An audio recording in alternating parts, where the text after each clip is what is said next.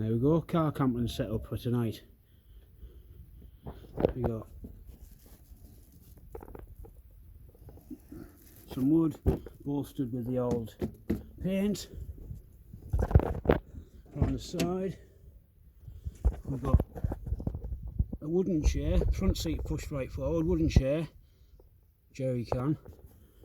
Then you got the wood, insulation, roll mat 2, a couple of old duvets folded in half lengthways, a blanket folded in half lengthways.